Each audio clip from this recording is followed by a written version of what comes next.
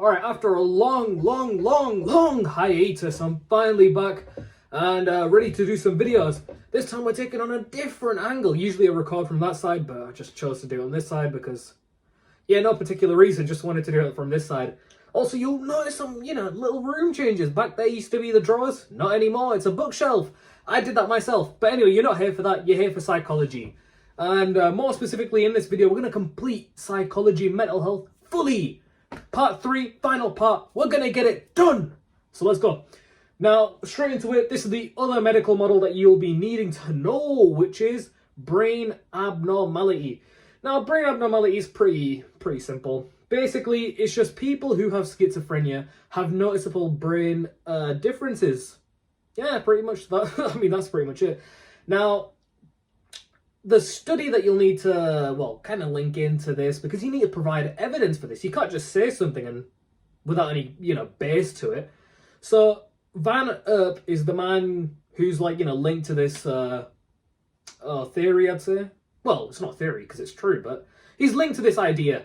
And basically, he shows that people with schizophrenia have larger ventricles in their head, which is responsible for they're just cavities in the brain that I can't even speak, that has spinal fluid inside of it.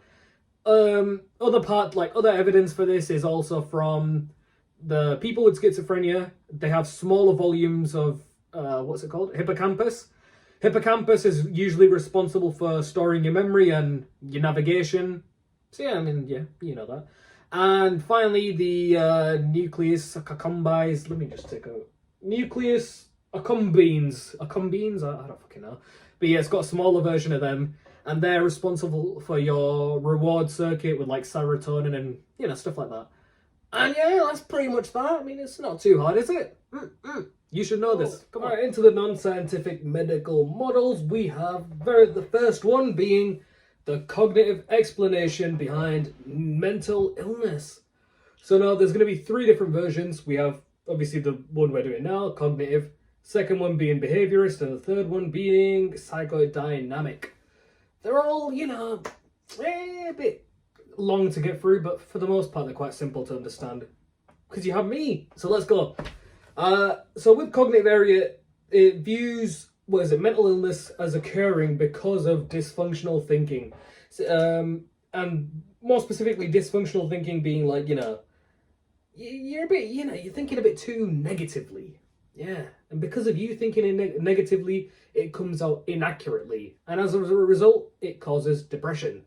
Now, there's a guy by the name of Beck. Now, Beck says there's 2 main causes behind depression. First one being cognitive distortion, and the second one being the negative triad. Now, what the cognitive... getting tired. Well, the cognitive distortion is, it's basically where... What I basically said, your views are distorted because you think far too negatively. So yeah, pretty simple. And the negative triad, that's just basically, this little triangle triad what I have here. It's negative views about yourself. Oh, sorry, the world. I couldn't fucking read that. About the world, about the future, and oneself. So let's say you're working at a job and you get fired. Yeah, you have been fired from your job. Now, you might start off by thinking, oh, this world hates me, man. Everyone around me hates me. Oh, my God. That's why I've been fired from this job. About the future, it'd be like, oh, I don't have a job anymore. My future's going to go down the hill. I've got no house to pay for the rent, blah, blah, blah. And oneself, you're going to be like, well, clearly I wasn't qualified for the job. Oh, I'm not good enough. You get the idea. It's pretty simple. As for... Let me just read my... script, huh? Well, I don't have a script, it's just what I used to get this down. But cognitive distortions, which is the first one, basically it involves 3 different, 3 different things that's linked with it. And this comes from a man called Byrne. Now, Byrne basically says, the first one being overgeneralization. So let's say you're struggling. You view that one struggle as a never-ending defeat. So you're constantly like, oh shit, man, there's so much things going against me. It's like you're basically overgeneralizing it. It's not too deep. Second one being filtering. Now, let's say you get your test back, you see an A, and you're 1 mark away from an A star. you're like, oh my god, I'm so dumb. No, how could I be so stupid? Oh my god, I'm gonna die now. I'm gonna fail. You know, shit like that. We hate those types of bastards that are like, you know, oh my god, I've done so bad. I've got an A. And then you see the person with a C and it's like, oh my god, you did so good. What the fuck? How's a C good? But anyway, that's another thing. And the final one being filtering. Wait, no, I've already gone over that. Catastrophization. I don't know how you say it, but basically it's just making things seem worse than they actually are, which I'm sure we've all done at one point. So let's just say you, trying to think, let's just say you stubbed your toe, right? And you're like, oh my god, my toe! Oh my god! Wait, I hope my foot, I can't even speak. I hope my foot's not in the shot then. But basically, imagine you injured your toe. You're like, oh my god, I feel like I've broken it. Oh my god. It's like that. So yeah, I mean, it's pretty simple. You get the concept, and we're done here. On to the next one. We have the psychodynamic explanation. And if you've been paying real close attention to my videos, you'll notice that this is very similar to the historic views psychoanalysis. Yeah, it's got like, you know, a few intricate things here and there, but it just adds on to it. So yeah, let's get straight into it. Basically, to start off, you have to think, what does the psychodynamic area really talk about? Now, the main theories behind the psychodynamic area believes mental illnesses, they're basically caused by the unconscious mind. Well, or, you know, fears and memories in your unconscious mind. And another thing it also talks about is that mental illnesses are primarily caused during your childhood when you have like, any conflicts or trauma during childhood. So if you're getting raised and, you know, you have conflicts with your parents, that's going to result in you getting mental illnesses in here. And that's all because of the unconscious mind. So yeah, the main mental illness we're focusing on here is phobias. With the cognitive area we were looking at, depression. So just keep that in mind. Don't talk about anything else. All right. The case that's linked with this one is Freud. Oh, what Freud? He's a big man within the psychology, field. He basically did a study on a guy called Little Hans. Yeah, he was little at the time. He was like 8 years old. He's not a man at the time. But basically, Little Hans, he had a fear of horses. But you might be wondering, where did this fear come from? What's the real root of this fear? Let me tell you. The real fear he had was his father. And you might be wondering, why? Why is that the case? Well. That's because... Let me just itch my nose real quick. Anyway, that's because the, due to trauma, conflict, blah, blah, blah, the ego defense mechanism basically displaces his real fear of his father onto horses in order to protect his unconscious mind and thoughts. So it's basically done because of, the ego mechanism or whatever the fuck. And this is also as a result of the Oedipus complex, which is another theory that, Freud touches upon. So yeah, and evidence for this is when Little Hans describes how the fuck do you even phrase this? Basically, his father has glasses and mustache, which resembles the blinkers and reins of a horse. So that's the evidence you have for it, looking similar. And basically, to cure the person with a phobia, if you make the person aware of their real fear, the real deal fear, which is in Little Hans' case the father, then it'll basically immediately cure the fear. You'll be cured. Then yeah, that's pretty much that. That's also known as the talking cure. And yeah, we've basically finished with that. So yeah, on to the next one, which is behavioural. Alright, straight to the next part, we have the biological treatment, which basically is, the cure or, treatments for schizophrenia. And if you've been listening very closely to my videos, you will know that this is very familiar to the dopamine hypothesis, because it involves a bit of clozapine here and there. And in concept, it involves the same things, basically. So, to start off, clozapine. Now, clozapine, you should know this by now. What does it do? That's wrong, because you've not been fucking paying attention. Now, let me tell you what it actually does.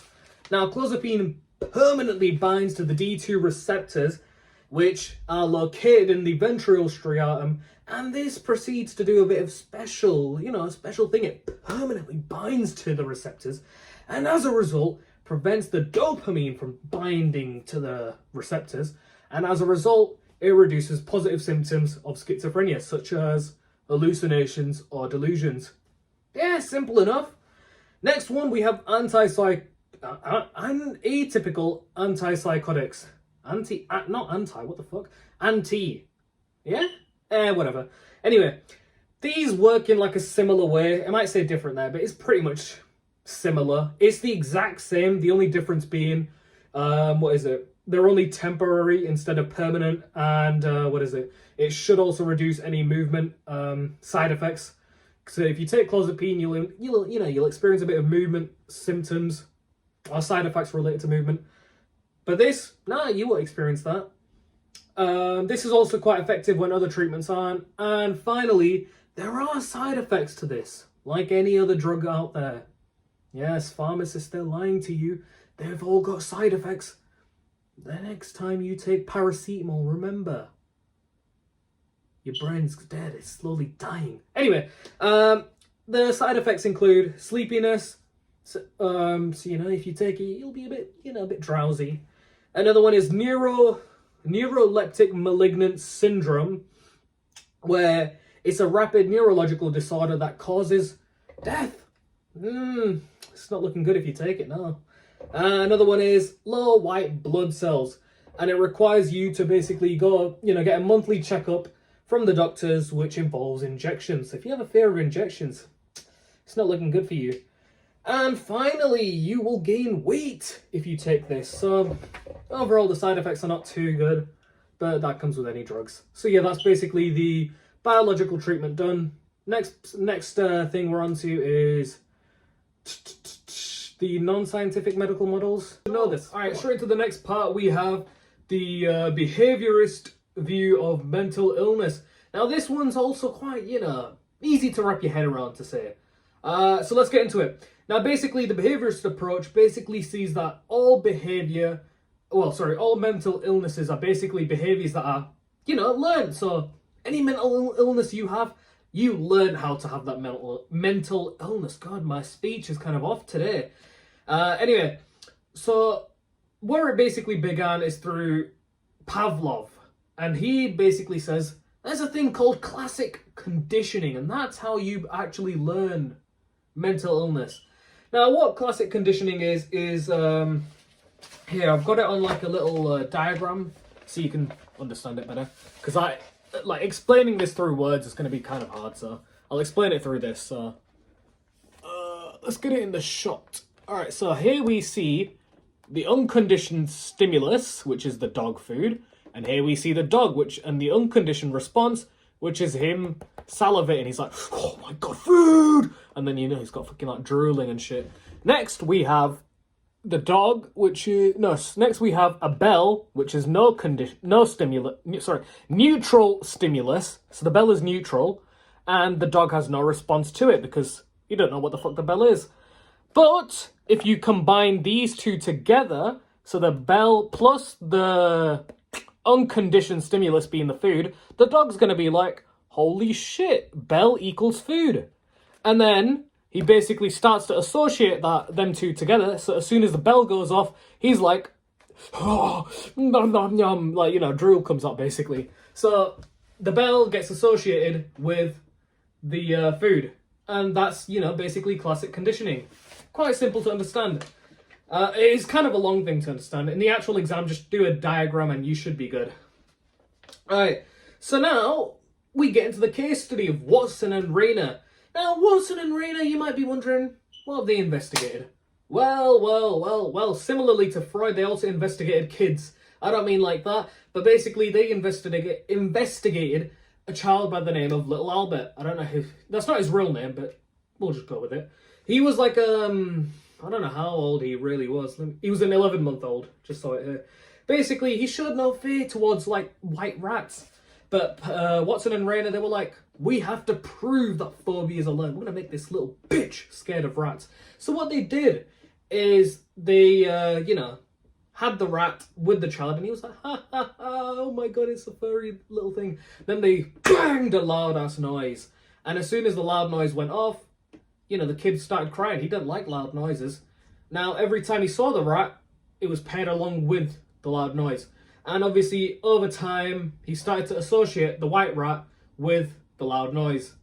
And as a result, he became very, very fearful of the white rat. As soon as he saw the white rat, he was like, oh my god, no! Started breaking out into tears, and it was, pretty tragic.